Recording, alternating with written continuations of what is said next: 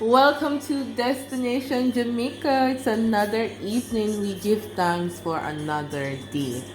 Now, what happened is that we gathered some bush to, educate you a little bit of some of the natural medicinal value that we have in our Jamaica. No, me don't know them myself personally, so I'm learning along with you. So that hopefully, it can help somebody out with this knowledge. Now, I always heard of dog blood, so that's the first thing I'm going to show you. My friend told me that it's good for period pain, but guess what? It actually has several benefits, Now, the Jamaican dark blood is said to, research has actually shown that it's widely used to resolve womb related conditions such as infertility, irregular periods, painful periods, fibroids, and cysts. So, this potent fertility herb is deep rooted in traditional Jamaican bush medicine, with teachings of its benefits being passed down through generations. Grandmothers teach their daughters, who in turn teach their daughters to take dog blood bush when faced with reproductive challenges. Now, it might sound like a folklore, but there is actually some scientific basis to the claims that these work. Dog blood might have a strange name, but a real thing. So, research shows that it's a potent anti-inflammatory that targets inflammation in the uterus. Specifically, it resolves inflammation of the fallopian tube, allowing the easy fertilization of the ovum. This anti-inflammatory property is why it is known as inflammation weed. Wow, interesting. There's so much more about the dog blood. It actually has other benefits, such as the treatment of wounds, bruises, and cuts, relieves headaches, muscle pain, and joint pain, and treatment of skin conditions such as eczema, rash, psoriasis, and more. And you can also use it to treat, problems in the stomach, and it helps with respiratory support. So it can help, relieve cough and colds and fever. So how do you use this bush, right? It is typically recommended to take this bush up to 3 times daily for 2 weeks, then break for 2 weeks before repeating the cleanse. It is also important that you watch your diet in this time. They're saying that an alkaline diet is ideal for healing. So that's a little bit about dog bush. How do you take it? Have you used it before? And what's your experience with this little but talawa bush? Now we're going to move on to the next one, which is the Guinea Hen. Guinea Hen. Yeah. So Guinea Hen.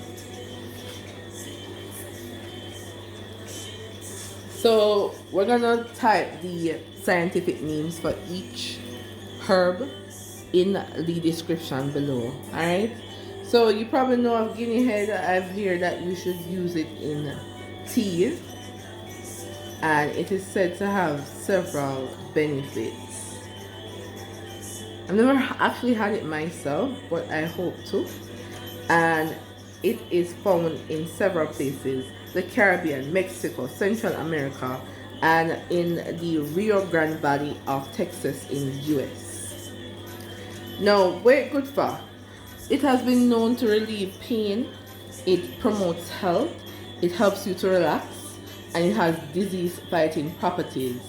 It is rich in antioxidants. It is used as a treatment for cold and flu symptoms and other chest conditions. So guys, we're coming up to the winter, the cold part, the cold season. So if you have those cold, probably something good for you to get some Guinea Hen weed tea. So let's read a little bit about it so that you can be a bit more educated.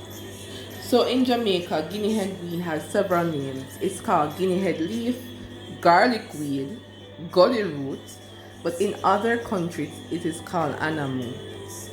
Now what happened is that the traditional medicine uses of Guinea Hen weed dates back to the Mayan era in South America, Many conditions were treated, such as cancer, nervous spasm, paralysis, asthma, whooping cough, cold, pneumonia, bronchitis, fevers, headaches, menstrual complaints, and colic by using the plant internally. Now, external applications were used to treat earaches, fever, and headaches.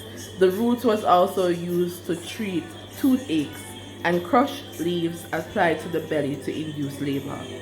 Nose drops were instilled to treat sinusitis, and crushed leaves were applied to abscesses and used for, muscle pain and skin diseases. Guys, them herbs sound well good. Sounds like it's something that we should include in our everyday living. But we must know how to use it though, because everything has side effects. And too much of one thing, as them say, good for nothing. Now, it has also been used for several disorders, including arthritis, digestive disease, infections, diabetes, pain relief, and prostate problems, and more. So that's it for the guinea hen. As you can see how it looks and them things there, we're going to move on to the next herb, which is let me see which one we're going to do. Let's do lemongrass. I love the scent of lemongrass. It just smells good. It's just a nice tea, right? So this is the lemongrass, showing you as we go along. Nice wild bush. I think these all grow wild. It's not something somebody particularly plant. You can find them in the normal rural areas. So what is lemongrass good for? The leaves and oil are used to make medicine. Lemongrass is used for treating digestive tract spasm, stomach ache, high blood pressure, convulsions, pain, vomiting, cough, achy joints, fever, the common cold, and exhaustion. It is also used to kill germs and is a mild astringent. So those are some effects of some of the things that you can use lemongrass for. I think I hear that you can use it to ward off mosquitoes. Not totally sure about that, but there are some herbs that you can use to get rid of the mosquitoes. They don't like the scent, I think they said. Alright, let's move on to the next one. Do remember to check out our store. You have the store connection in or about us or in the description below, where we have some of these herbs that you can get in dried form by a very reputable company that we've partnered with. Now that is the soursop leaf, and the soursop leaf, you use it in your porridge and them stuff there. Let's see what soursop leaves can be used for. So it has many antibacterial effects. One study found that an extract may be able to kill many types of bacteria, including strains that cause gum disease and cavities. Wow. Another study found that soursop extracts might help to fight cholera and bacteria. Now, it is also said that the soursop leaf is used to treat fever, infections caused by parasites, hypertension, and rheumatism. It is used as a sedative as well. Alright guys, but they're saying claims of the fruit's anti-cancer properties have attracted the most attention. Now, boil soursop tea, or the leaf that you use, you boil it. The tea can actually help with healthy digestion. It can prevent constipation. It can fight bodily inflammation, stabilize blood pressure, and help prevent heart disease. And it helps people sleep better. So definitely something for you to have. I haven't drank soursop tea in a long time. I need to return to my roots. We're going to move on to the next one. Alright, so pimental. Let's see what the pimental leaf. So the pimental that you use to season your food. Did you know that you can use the leaf as tea? And it has great benefits as well. It is used to treat bacterial and fungal infections. It reduces blood sugar and occasionally used for rheumatism. So they are reputed to be an effective deterrent for the urge to smoke.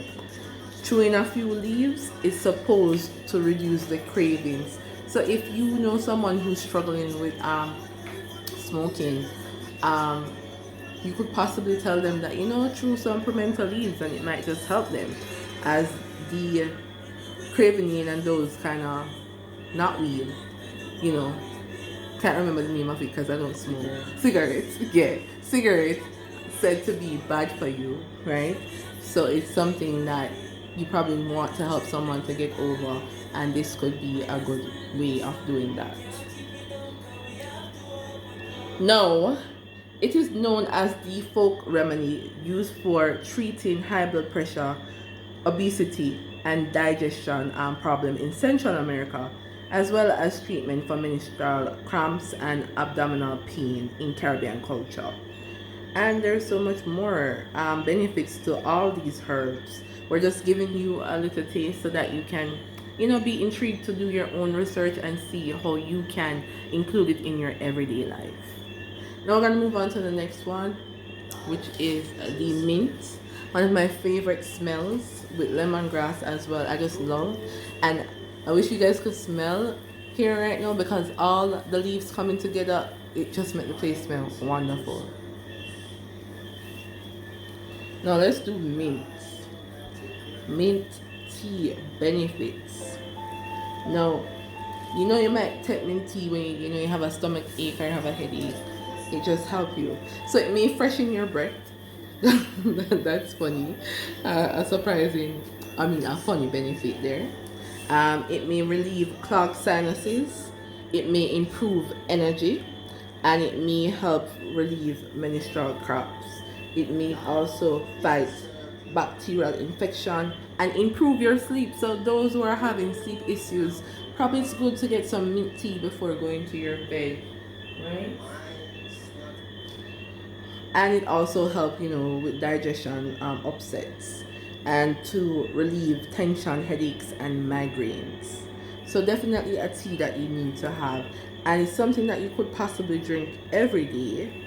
The methanol, well, they're saying that it can cause side effects in large amounts, but as I said, too much of one thing might not be good.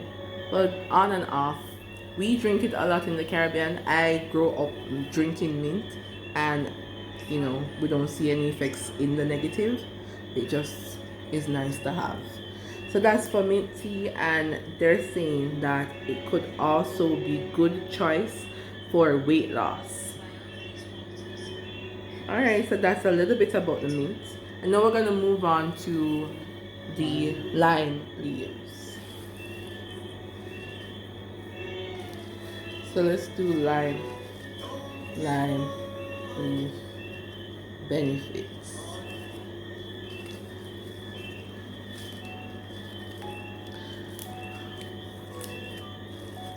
Alright, we're coming there with the lime. Have you had any of these teas though?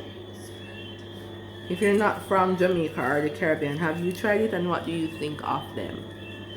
Alright, so for the lime tea leaves, it could help stress.